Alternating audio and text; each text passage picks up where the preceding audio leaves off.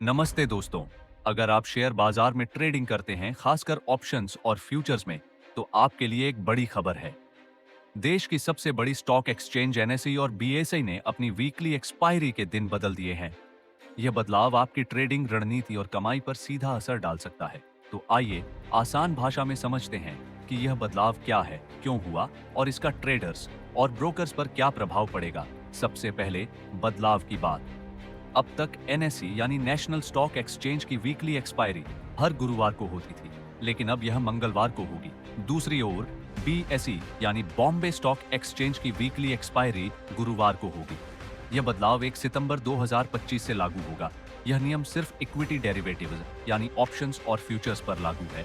इसका मतलब है कि अगर आप निफ्टी, बैंक निफ्टी या अन्य इंडेक्स में ट्रेड करते हैं तो आपको अपनी रणनीति बदलनी होगी। अब सवाल यह है कि सेबी ने यह बदलाव क्यों किया। सेबी का मकसद है बाजार में उतार चढ़ाव यानी वोलेटिलिटी को कम करना और निवेशकों को सुरक्षित करना। पहले एनएसई और बीएसई की एक्सपायरी अलग अलग दिन होती थी। जैसे एनएसई में बैंक निफ्टी की एक्सपायरी गुरुवार को थी और बीएसई में सेंसेक्स की मंगलवार को। इससे बाजार में बहुत ज्यादा उतार चढ़ाव होता था।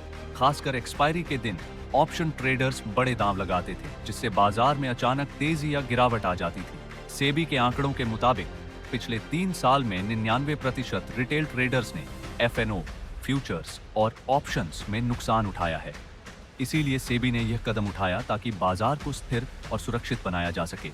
सेबी ने यह भी नियम बनाया है कि एनएसई और बीएसई एक ही दिन एक्सपायरी नहीं कर सकते। इसीलिए एनएसई ने मंगलवार और बीएसई ने गुरुवार चुना।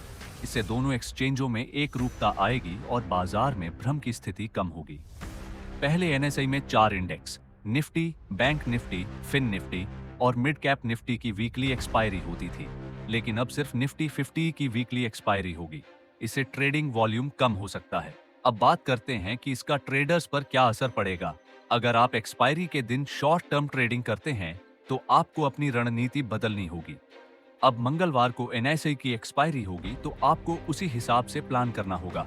इंट्राडे ट्रेडर्स को नए दिन के हिसाब से अपनी पोजीशन एडजस्ट करनी होगी। कम वॉल्यूम की वजह से कीमतों में कम उतार चढ़ाव हो सकता है। लॉन्ग टर्म निवेशकों पर इसका असर कम होगा, लेकिन कम वोलेटिलिटी से बाजार में स्थिरता बढ़ सकती है। हालांकि कम इंडेक्स की एक्सपायरी होने से कुछ ट्रेडर्स को मौके कम मिल सकते हैं। इससे उनकी कमाई पर असर पड़ सकता है। इस बदलाव का असर ब्रोकर्स पर भी पड़ेगा।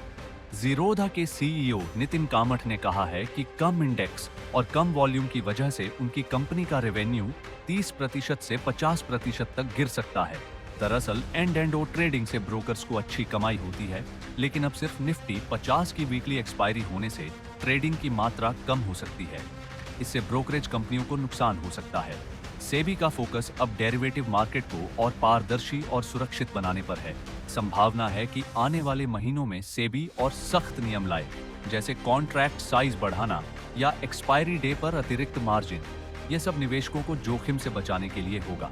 दोस्तों, एनएसई और बीएसई के एक्सपायरी डे में बदलाव ट्रेडर्स और ब्रोकर्स के लिए एक बड़ी खबर है।